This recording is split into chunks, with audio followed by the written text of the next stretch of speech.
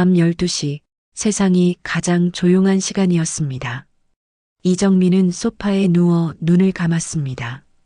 경찰서에서 밤 근무를 마치고 돌아온 지 10분쯤 지났을까요? 몸은 무거웠지만 잠은 오지 않았습니다. 47년을 살면서 익숙해진 것들이 있습니다. 불규칙한 근무, 차가운 커피, 그리고 혼자 감당해야 하는 밤의 적막이었습니다. 정민은 형사였습니다. 25년을 경찰로 살았습니다. 처음엔 순경으로 시작했지요. 지구대에서 민원을 받고 술 취한 사람들을 달래고 길 잃은 아이를 집까지 데려다 주던 시절도 있었습니다. 그러다 수사과로 옮겼습니다. 폭력, 사기, 성범죄, 사람이 사람에게 저지르는 일들을 보았습니다. 처음엔 분노했습니다. 그 다음엔 무뎌졌습니다. 하지만 완전히 무감각해지지는 않았습니다. 그게 정민이 자신을 지켜온 방식이었습니다. 딸 서연은 26이었습니다. 회계법인에 다녔지요. 성실하고 조용한 아이였습니다. 정민은 서연을 혼자 키웠습니다. 남편은 서연이 5살 때 떠났습니다. 이유는 없었습니다. 그냥 떠났습니다. 정민은 원망하지 않았습니다. 다만 앞만 보고 걸었습니다. 서연을 대학에 보냈고 취직시켰습니다. 그리고 2년 전 서연은 결혼했습니다. 박도훈, 서연의 남편이었습니다. 정민은 처음부터 마음에 들지 않았습니다. 말투가 부드러웠지만 눈빛은 차가웠지요. 서연 앞에서만 웃었습니다. 정민은 경찰의 본능으로 느꼈습니다. 이 사람은 가면을 쓰고 있다고. 하지만 말리지 않았습니다. 서연이 행복해 보였으니까요. 엄마의 걱정은 때로 독이 된다는 걸 알았습니다. 결혼 후 서연은 달라졌습니다. 전화가 뜸해졌습니다. 만나자는 말도 줄었지요. 얼굴에서 웃음이 사라졌습니다. 정민은 물었습니다. 괜찮니? 서연은 대답했습니다. 응, 괜찮아.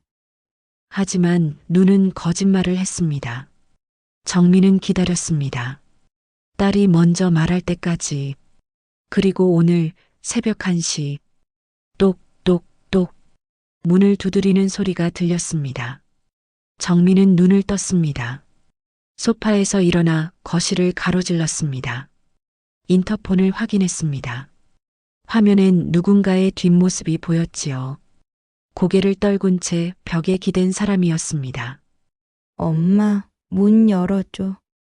서연의 목소리였습니다. 정민은 문을 열었습니다. 복도의 형광등 아래 딸이 서 있었습니다. 아니, 서 있다기보단 쓰러지기 직전이었습니다. 옷은 찢어져 있었고 얼굴엔 피가 묻어 있었습니다. 입술은 터져 있었고 왼쪽 눈 주변은 시퍼렇게 멍들어 있었지요. 서연아. 정민은 딸을 붙잡았습니다. 서연은 그대로 무너졌습니다. 정민의 품에 안긴 채 작게 흐느꼈습니다. 엄마, 미안해. 정민은 아무 말도 하지 않았습니다. 딸을 안은 채 집 안으로 들어갔습니다. 소파에 눕혔습니다. 재킷을 벗겼습니다. 팔엔 손가락 자국이 선명했습니다. 옆구리엔 발로 찬 흔적이 있었지요. 정민은 숨을 참았습니다. 분노가 치밀어 올랐지만 억눌렀습니다. 지금 필요한 건 감정이 아니었습니다. 누가 그랬어? 서연은 고개를 돌렸습니다. 대답하지 않았습니다. 서연아, 엄마한테 말해. 도훈이, 정민의 손이 멈췄습니다. 남편이 때렸어? 서연은 고개를 끄덕였습니다. 눈물이 뺨을 타고 흘렀습니다. 왜? 여자가 있대. 다른 여자. 내가 물어봤어. 그랬더니 서연은 더 이상 말하지 못했습니다. 정민은 딸의 손을 꽉 잡았습니다. 알았어, 이제 괜찮아. 정민은 일어났습니다. 구급상자를 꺼냈습니다. 소독약을 발랐습니다. 상처를 하나하나 확인했습니다. 갈비뼈 쪽을 눌렀을 때 서연이 신음을 냈습니다. 뇌출혈 가능성이 있었습니다. 병원 가야 해. 엄마, 아니야, 괜찮아. 괜찮지 않아. 정민의 목소리는 단호했습니다. 형사의 목소리였습니다. 지금 당장 가. 서연은 더 이상 거부하지 못했습니다.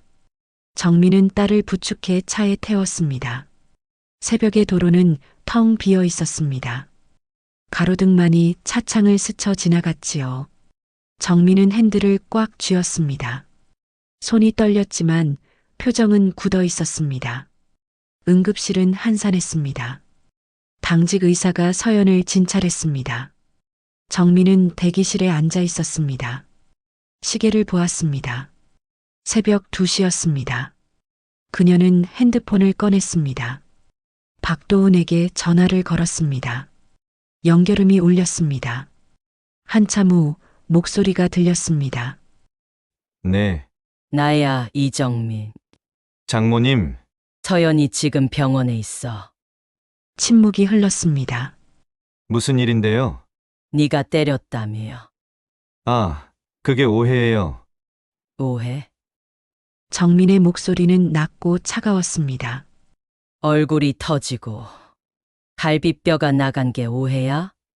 장모님, 그건 말하지 마, 듣기 싫어. 정민은 전화를 끊었습니다. 의사가 나왔습니다. 보호자분이시죠? 네. 갈비뼈에 금이 간 것 같습니다. CT 찍어봐야 정확히 알 수 있어요. 일단 입원하셔야 할 것 같습니다. 정민은 고개를 끄덕였습니다. 의료 기록 남겨주세요, 상세하게. 의사는 정민을 쳐다보았습니다. 그 눈빛을 알아챘습니다. 네, 그렇게 하겠습니다. 정민은 딸의 병실로 들어갔습니다. 서연은 잠들어 있었습니다. 링거를 막고 있었지요. 정민은 의자에 앉았습니다. 딸의 손을 잡았습니다. 창밖은 여전히 어두웠습니다. 하지만 곧 해가 뜰 것이었습니다. 정민은 생각했습니다. 이건 끝이 아니라 시작이라고. 엄마로서가 아니라 형사로서 이제 증거를 모을 시간이었습니다. 아침 6시 정민은 병실 의자에서 눈을 떴습니다. 목이 뻐근했습니다. 제대로 자지 못한 탓이었지요. 서연은 여전히 잠들어 있었습니다.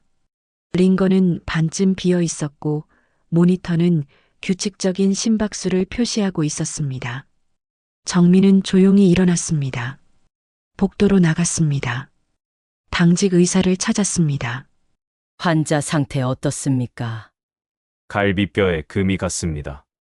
다행히 뇌출혈은 없고요. 2주 정도 안정이 필요합니다. 진단서 떼어주세요, 상세하게. 의사는 고개를 끄덕였습니다. 폭행 사건이신가요? 네. 알겠습니다. 정민은 의무기록실로 향했습니다. 진단서를 받았습니다. A4 용지 한 장이었지만 무게는 달랐습니다. 거기엔 모든 것이 기록되어 있었습니다. 갈비뼈 타박상, 안면 열상, 복부 타박, 팔과 다리의 방어 흔적 증거였습니다. 정민은 핸드폰을 꺼냈습니다. 어젯밤 찍어둔 서연의 사진들을 확인했습니다. 얼굴, 팔 옆구리, 각도를 달리해 여러 장 찍었지요. 형사로서의 습관이었습니다. 감정보다 증거가 먼저였습니다. 병실로 돌아왔을 때 서연이 깨어 있었습니다. 엄마, 응, 깼구나. 정민은 물을 따라 건넸습니다. 서연은 천천히 마셨습니다. 손이 떨렸습니다. 엄마, 나 어떡하지? 괜찮아, 엄마가 다 처리할게. 도훈이가 화낼 거야. 정민은 딸의 손을 잡았습니다. 화내든 말든. 네가 집에 돌아갈 일은 없어. 하지만은 없어. 넌 이제 엄마 집에 있는 거야. 서연의 눈에 눈물이 고였습니다. 정민은 더 이상 말하지 않았습니다. 말보다 행동이 필요한 때였으니까요. 오전 10시 정민은 경찰서로 향했습니다. 동료 형사 강민수가 그녀를 보고 놀랐습니다. 선배, 오늘 비번 아니었어요? 응, 급한 일이 있어서. 정민은 자리에 앉았습니다. 컴퓨터를 켰습니다. 박도훈의 이름을 검색했습니다. 주민등록, 차량 등록, 범죄 기록. 하나씩 확인했습니다. 범죄 기록은 없었습니다. 깨끗했지요. 하지만 정민은 알고 있었습니다. 기록이 없다고 해서 죄가 없는 건 아니라는 것을. 민수가 다가왔습니다. 무슨 사건이에요? 개인적인 일이야. 혹시 서연이랑 관련된 거예요? 정민은 고개를 들었습니다. 민수는 눈치가 빠른 후배였습니다. 응. 매형이 때렸어요? 정민은 대답하지 않았습니다. 침묵이 답이었습니다. 민수는 의자를 당겨 앉았습니다. 도와드릴게요. 아니야, 괜찮아. 선배, 이런 거 혼자 하면 안 돼요. 저 알잖아요. 정민은 잠시 망설였습니다. 그리고 고개를 끄덕였습니다. CCTV 좀 확인해 줄래? 우리 집 앞. 네, 바로 할게요. 민수는 자리로 돌아갔습니다. 정민은 다시 화면을 응시했습니다. 박도훈의 주소, 직장, 차량 번호, 모든 정보를 메모했습니다. 점심때 정민은 아파트로 돌아왔습니다. 옆집에 사는 한지은을 찾아갔습니다. 초인종을 눌렀습니다. 누구세요? 이정민이에요. 잠깐 들어가도 될까요? 문이 열렸습니다. 지은은 놀란 표정이었습니다. 형사님, 무슨 일이세요? 부탁이 하나 있어요. 거실로 들어갔습니다. 지은은 차를 내왔습니다. 정민은 단도직입적으로 말했습니다. 현관 카메라 영상. 좀 볼 수 있을까요? 어젯밤 거요. 지은은 잠시 멈칫했습니다. 서연이 때문인가요? 네. 제가 어젯밤에 봤어요. 복도에서 피 묻은 채로. 영상 있어요? 네, 잠깐만요. 지은은 핸드폰을 꺼냈습니다. 앱을 열었습니다. 영상이 재생되었습니다. 새벽 1시 3분. 복도에 서연이 나타났습니다. 비틀거리며 걸어왔습니다. 정민의 집 앞에서 멈췄습니다. 문을 두드렸습니다. 그리고 쓰러질 듯 벽에 기댔습니다. 정민은 숨을 참았습니다. 이거 제게 보내주실 수 있어요? 물론이죠. 영상이 정민의 핸드폰으로 전송되었습니다. 고마워요. 형사님, 서연이 괜찮죠? 네, 괜찮을 거예요. 정민은 자리에서 일어났습니다. 지은이 조심스럽게 물었습니다. 저 뭐 도와드릴 거 있으면 말씀하세요. 정민은 고개를 끄덕였습니다. 증인 필요하면 연락드릴게요. 저녁 정민은 병원으로 돌아왔습니다. 서연은 TV를 보고 있었습니다. 뉴스였습니다. 가정폭력 관련 보도가 나오고 있었지요. 엄마, 응. 나 신고해야 돼. 정민은 침대 옆에 앉았습니다. 네가 원한다며. 사람들이 알게 되면 창피해. 창피한 건 가해자지. 피해자가 아니야. 하지만 서연아. 정민은 딸의 눈을 똑바로 바라보았습니다. 엄마가 형사로 일하면서 배운 게 있어. 침묵은 가해자를 보호한다는 거. 서연은 고개를 숙였습니다. 무서워, 엄마. 엄마가 있잖아. 정민은 딸을 안았습니다. 서연은 그제야 소리내어 울었습니다. 말없이 정민은 등을 쓰다듬었습니다. 밤 10시 정민의 핸드폰이 울렸습니다. 민수였습니다. 선배, CCTV 확인했어요. 매형 차량이 어젯밤 11시에 아파트 입구로 들어왔다가 11시 40분에 나갔어요. 서연이는 걸어서 나가는 게 찍혔어요. 새벽 1시쯤. 영상 확보했어? 네, 보내드릴게요. 정민은 전화를 끊었습니다. 증거가 하나씩 쌓이고 있었습니다. 하지만 뭔가 부족했습니다. 정민은 생각했습니다. 박도훈, 그는 단순한 폭력남이 아니었습니다. 계획적이었습니다. 외도를 숨겼고 아내를 통제했습니다. 그렇다면 다른 것도 숨겼을 가능성이 있었습니다. 정민은 노트북을 열었습니다. 서연의 계좌를 확인했습니다. 딸이 예전에 공인인증서를 맡겼던 터였지요. 거래 내역을 봤습니다. 그리고 멈췄습니다. 3달 전 2천만 원이 빠져나갔습니다. 받는 사람은 박도훈이었습니다. 한 달 전 또 1,000만 원. 정민의 눈빛이 차갑게 굳었습니다. 이건 단순한 폭력이 아니었습니다. 금전적 착취까지 있었습니다. 정민은 핸드폰을 들었습니다. 변호사 김태호에게 전화를 걸었습니다. 대학 동기였지요. 태호야, 나야. 정민아? 무슨 일이야? 이 밤에. 상담 좀 하고 싶어. 가정폭력이랑 재산 문제. 네 얘기야? 내 딸. 전화 너머로 한숨소리가 들렸습니다. 내일 사무실로 와 자세히 얘기하자. 고마워. 정민은 전화를 끊었습니다. 창밖을 바라보았습니다. 도시의 불빛이 반짝였습니다. 이제 시작이었습니다. 증거를 모으고 법을 준비하고 딸을 지키는 일. 정민은 다짐했습니다. 이번엔 형사로서가 아니라 엄마로서 싸우겠다고. 하지만 방법은 형사처럼 냉철하게, 철저하게. 다음 날 오전 정민은 변호사 사무실에 앉아 있었습니다. 김태호는 서류를 넘기며 말했습니다. 일단 이혼 소송은 가능해. 폭행 증거도 충분하고 재산은 서연이 명의로 된 건 찾아야 해.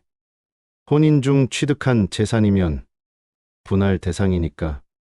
정민은 고개를 끄덕였습니다. 그런데 정민아, 태호가 안경을 벗으며 물었습니다. 이거 단순한 폭행 사건이 아닌 것 같은데? 무슨 뜻이야? 계좌 거래 내역 봤잖아. 2천만 원, 1,000만 원. 이건 편취에 가까워. 정민은 침묵했습니다. 태호가 이어서 말했습니다. 혹시 서연이 명의로 된 부동산이나 통장 있어? 친정에 땅이 하나 있어. 서연이 상속받은 거. 등기부 떼봐, 지금 당장. 정민은 태호의 눈빛을 읽었습니다. 뭔가 이상하다는 느낌이었지요. 그날 오후 정민은 등기소로 향했습니다. 서연이 상속받은 토지, 충청도 시골에 있는 300평짜리 땅이었습니다. 시가로 5천만 원 정도 되었지요. 등기부등본을 발급받았습니다. 그리고 숨이 멎었습니다. 소유자가 바뀌어 있었습니다. 이서연에서 박도훈으로. 이전 일자는 6달 전이었습니다. 정민은 서류를 꽉 쥐었습니다. 손이 떨렸습니다. 서연은 몰랐을 것입니다.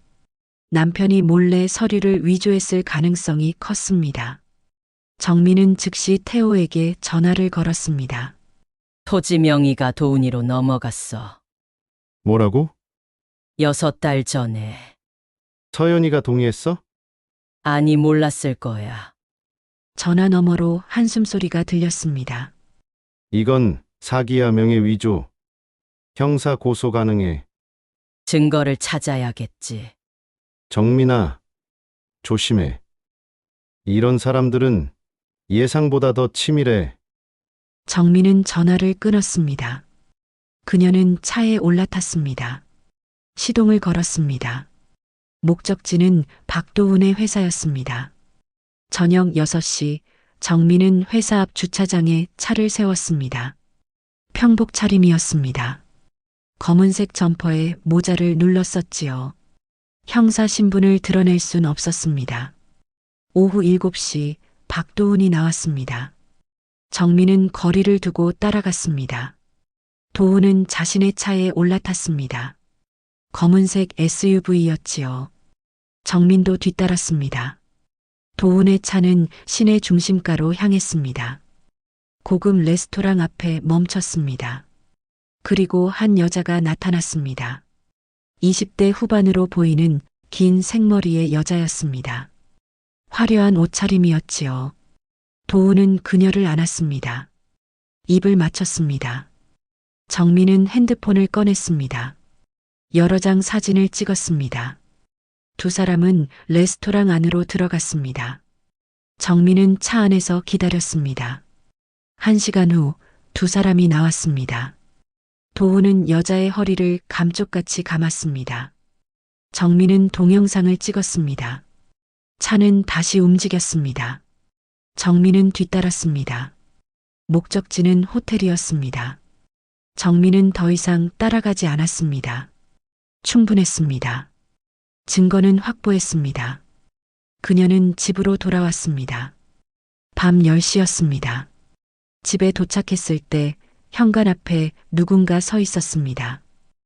박도훈이었습니다. 정민은 차에서 내렸습니다. 도훈이 다가왔습니다. 장모님, 무슨 일이야? 서연이 어디 있어요? 네가 알 필요 없어. 도훈은 비웃었습니다. 제 아내인데 제가 왜 몰라야 돼요? 아내를 때리는 놈이 아내라고 부르지 마. 도훈의 표정이 굳었습니다. 그거 오해예요. 제가 실수로. 실수로 갈비뼈가 부러져. 실수로 얼굴이 터져. 정민은 한 발 다가섰습니다. 그리고 실수로 처가 땅을 네 명의로 넘겼어? 도훈의 얼굴이 하얗게 질렸습니다. 그건 말 안 해도 돼. 이미 다 알아. 정민은 도훈을 지나쳐 현관문을 열었습니다. 다시는 우리 집 앞에 오지 마. 안 그러면 주거침입으로 신고할 거야. 장모님, 도훈이 소리쳤습니다. 제 인생 망치지 마세요. 전 회사 다니는 사람이에요. 정민은 돌아보았습니다. 차갑게 말했습니다. 네가 먼저 우리 딸 인생 망쳤어. 문이 닫혔습니다. 정민은 거실에 앉았습니다. 심장이 빠르게 뛰었습니다. 손이 떨렸지요. 하지만 무섭지는 않았습니다. 오히려 확신이 들었습니다. 이제 물러설 수 없다는. 다음 날 정민은 출근하지 않았습니다. 병가를 냈습니다. 서연을 돌봐야 했으니까요. 오전 병원에서 서연이 퇴원했습니다. 정민은 딸을 집으로 데려왔습니다. 엄마, 도훈이가 찾아올까 봐 무서워. 걱정 마, 엄마가 다 막을 거야. 하지만 그날 오후 우편함에 편지가 도착했습니다. 익명이었습니다. 정민은 봉투를 열었습니다. 안에는 짧은 메시지가 적혀 있었습니다.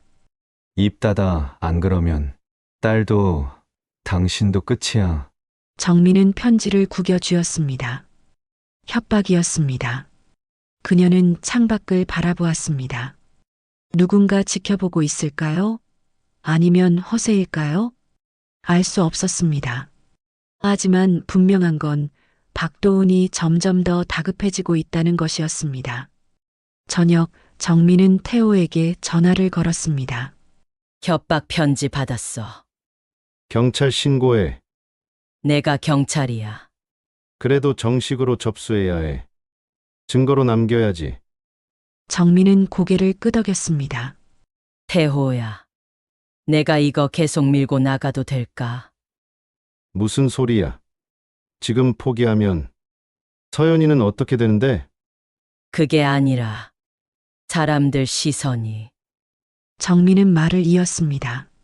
형사가 딸 감싸기 한다고 수군거려 동네에서. 신경 쓰지 마. 네가 잘못한 게 뭐가 있어? 없지 하지만. 정민아, 태호의 목소리는 단호했습니다. 네가 멈추면 다음 피해자가 생겨. 그리고 그 다음도. 정민은 침묵했습니다. 네가 싸우는 건 서연이만을 위한 게 아니야. 이건 정의야. 전화를 끊고 정민은 오래 앉아 있었습니다. 밤이 깊어갔습니다. 서연은 방에서 잠들어 있었습니다. 정민은 조용히 일어났습니다. 책상 서랍을 열었습니다. 그 안엔 모든 증거가 있었습니다.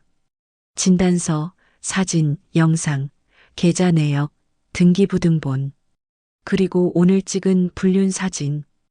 정민은 서류를 하나하나 정리했습니다. 이제 마지막 퍼즐 하나가 남았습니다. 내연녀를 찾는 것. 그녀가 증언하면 모든 게 끝날 것이었습니다. 정민은 핸드폰을 들었습니다. 민수에게 메시지를 보냈습니다. 차량 번호 조회 부탁해. 여자 신원 확인 필요. 답장이 왔습니다. 알겠습니다, 선배. 정민은 창밖을 바라보았습니다. 도시는 여전히 밝았습니다. 그녀는 혼잣말처럼 중얼거렸습니다. 이제 조금만 더. 폭풍 전야였습니다. 하지만 정민은 준비되어 있었습니다. 법으로, 증거로, 진실로 싸우겠다고. 그것이 형사이자 엄마인 그녀가 선택한 길이었습니다.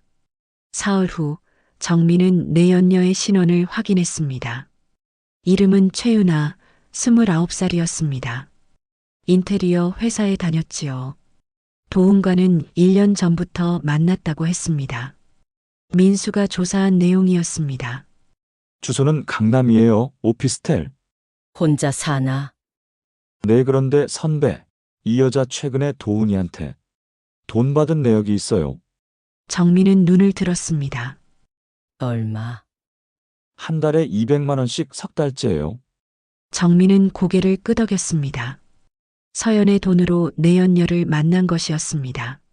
주소 보내줘. 선배, 혼자 가시려고요? 응. 위험할 수도 있어요. 정민은 작게 웃었습니다. 괜찮아, 난 형사잖아. 그날 저녁 정민은 유나의 오피스텔 앞에 섰습니다. 초인종을 눌렀습니다.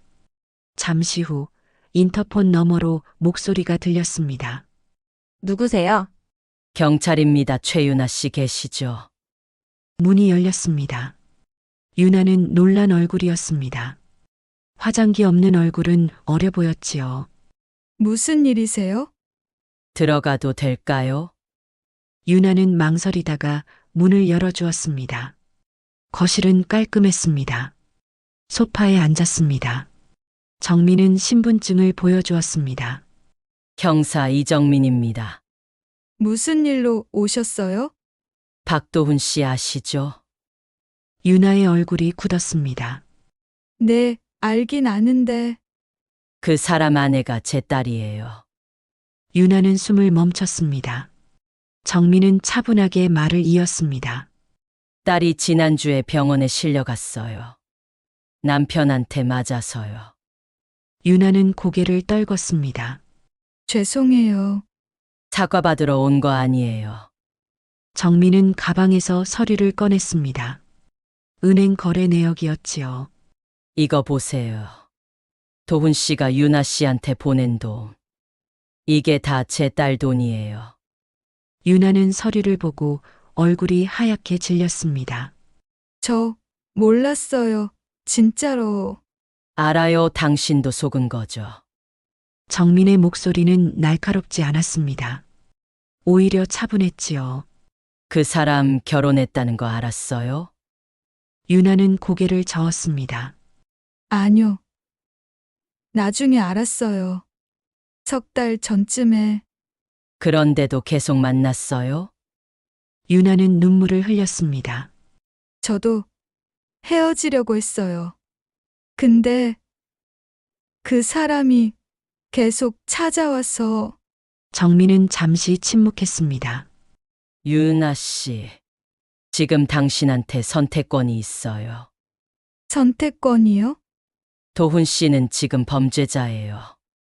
폭행, 사기, 명예위조 증거도 다 있어요. 정민은 유나의 눈을 똑바로 바라보았습니다. 당신이 증언해주면 재판에서 유리해져요.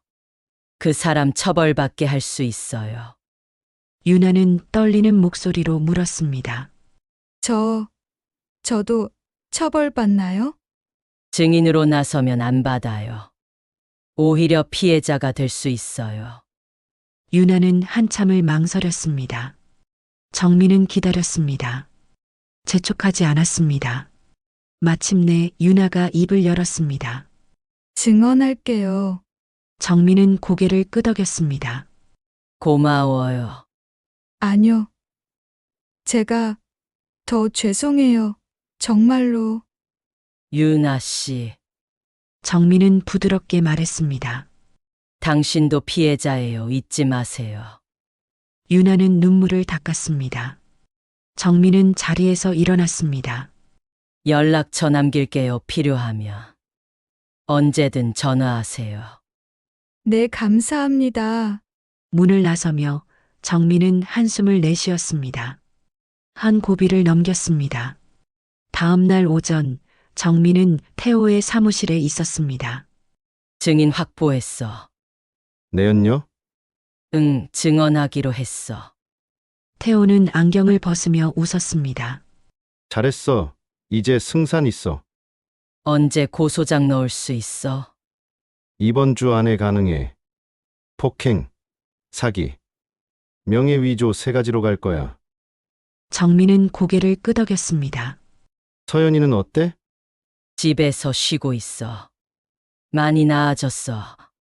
다행이다. 태호가 물었습니다. 정민아, 너 괜찮아? 응, 괜찮아. 거짓말. 네 얼굴 보면 알아. 정민은 작게 웃었습니다. 피곤하긴 해. 근데 포기는 못 하겠더라. 당연하지. 넌 원래 그런 사람이야.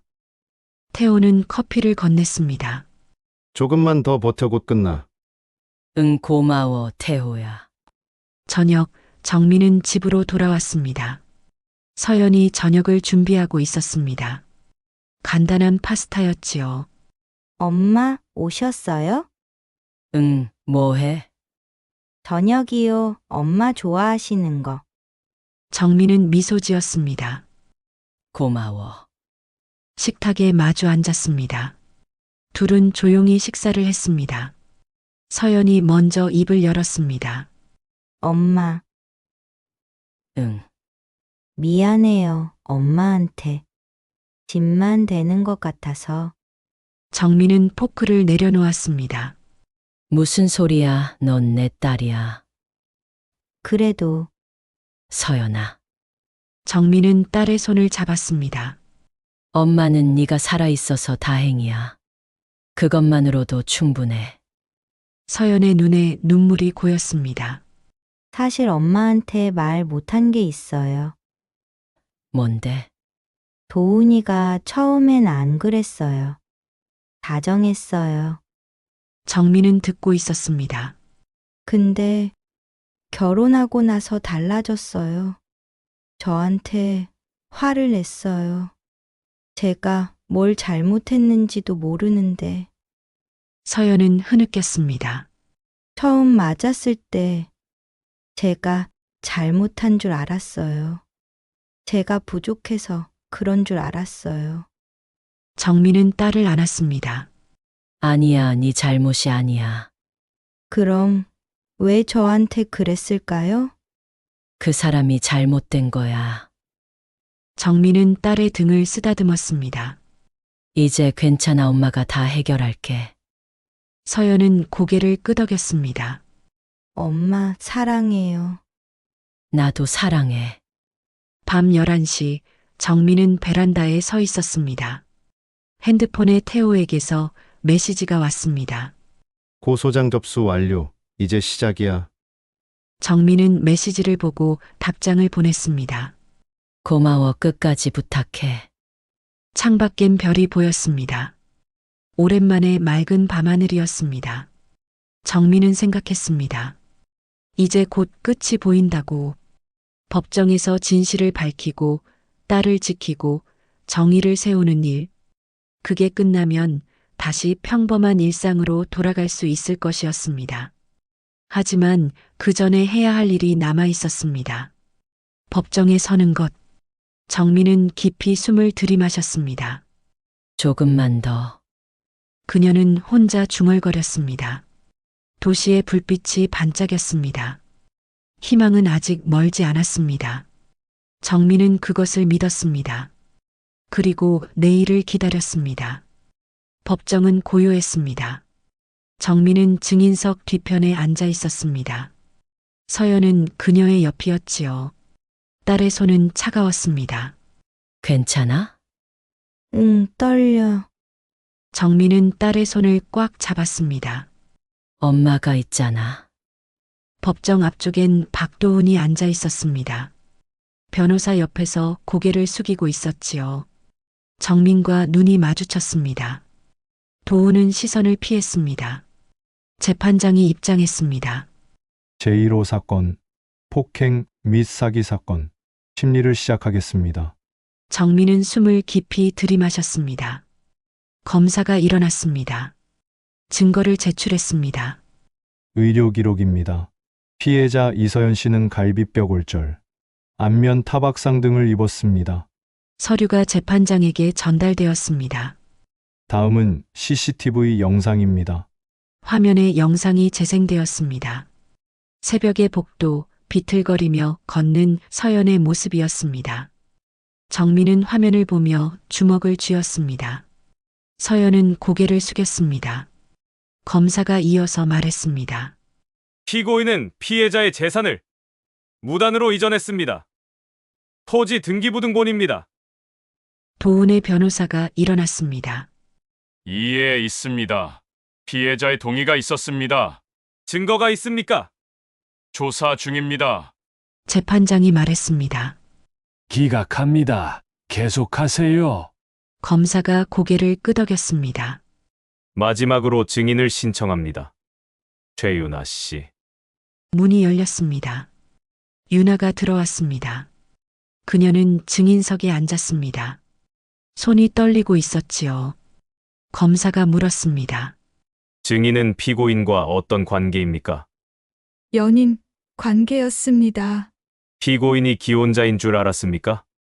나중에 알았습니다. 석 달 전쯤에요. 피고인에게 금전을 받은 적이 있습니까? 네, 한 달에 200만 원씩 받았습니다.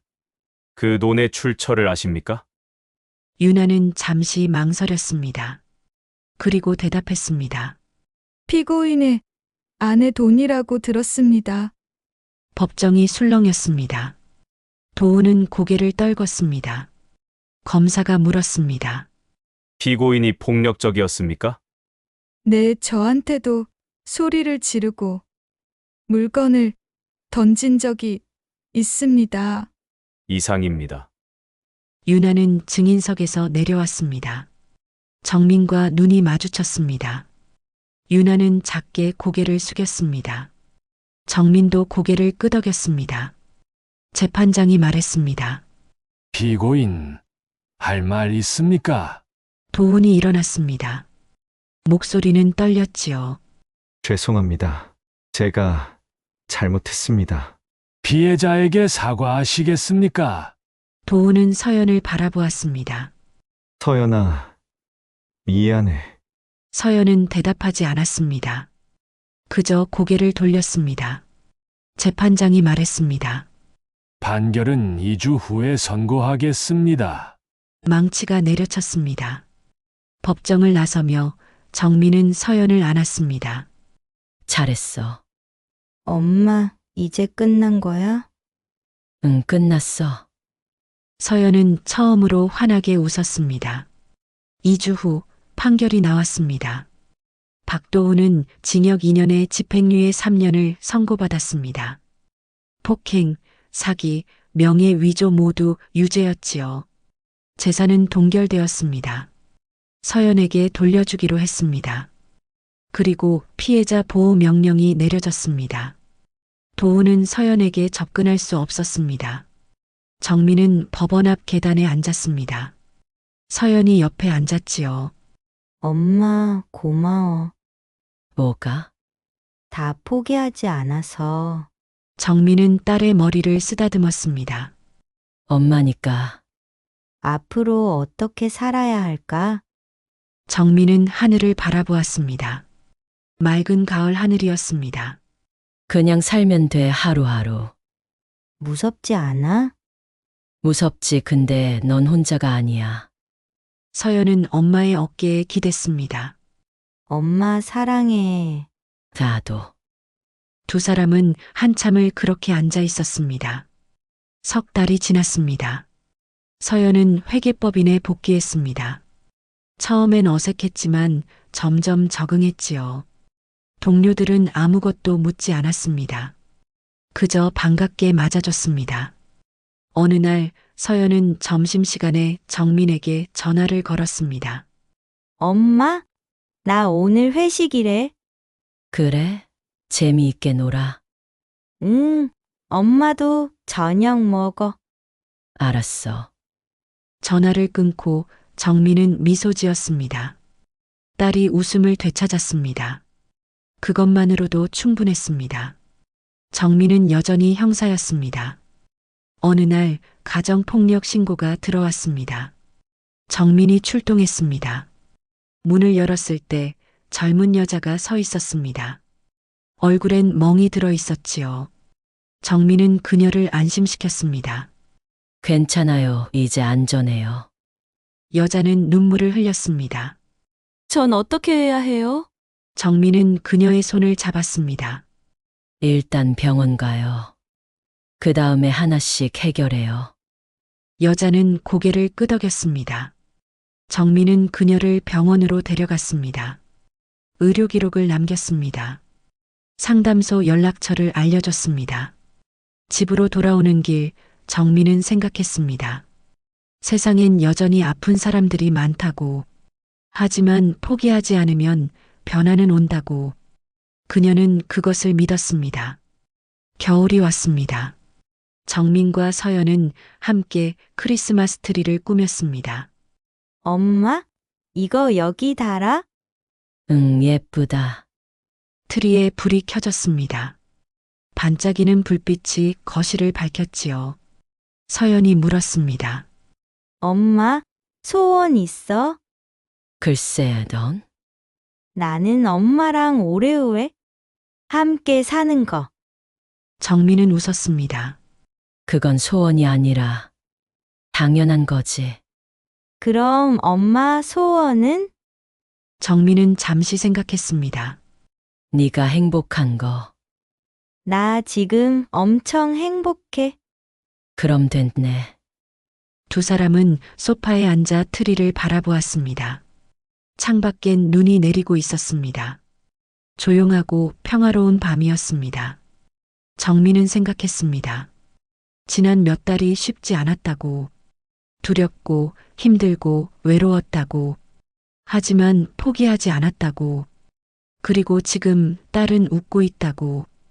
그것이 정민이 원했던 전부였습니다. 법은 느렸습니다. 때로 불완전했습니다. 하지만 정의는 반드시 도착했습니다. 정민은 그것을 증명했습니다. 형사로서가 아니라 엄마로서, 그리고 한 사람의 인간으로서. 세상은 여전히 불완전했습니다. 하지만 싸우는 사람들이 있는 한 희망은 있었습니다. 정민은 그것을 믿었습니다. 그리고 내일을 기다렸습니다. 딸과 함께 평범하고 행복한 내일을. 엄마? 응? 고마워. 나를 지켜줘서. 정민은 딸을 안았습니다. 당연한 거야. 창밖의 눈은 계속 내렸습니다. 고요하고 아름다운 밤이었습니다. 그리고 그들의 새로운 시작이었습니다.